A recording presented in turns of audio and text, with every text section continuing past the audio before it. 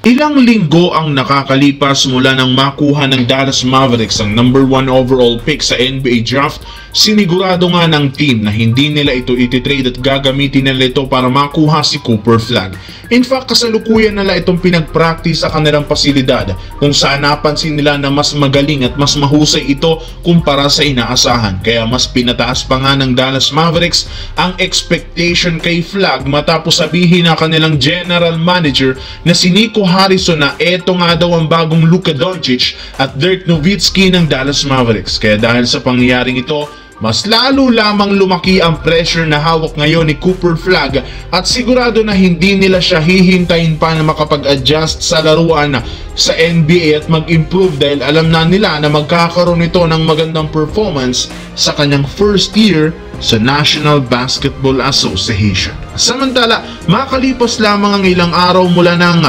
opisyal na ma-acquire ni Mark Walton ang ownership ng Los Angeles Lakers, maraming mga bagay itong pinangako sa team. Ayon sa naging pahayag nito, pinapangako nga po niya na gagawin nila ang lahat ng makakaya para lamang sa ikabubuti ng prangkisa. Sa katunayan, plano niyang i-expand ang front office ngayong off-season at sinisigurado niya na maraming bagay siyang paggagastusan ng pera kagaya ng pagpapa-improve ng kanilang scouting, analytics department, pag-hire ng magagaling na medical at training staff at higit sa lahat pagbuo ng isang bago at mas malakas na lineup na siyang magbibigay sa kanila ng mas malaking tsansang magkampiyon. Base sa balita, pinangako ni Mark Walton na hindi niya sasayangin ang natitirang taon ni LeBron James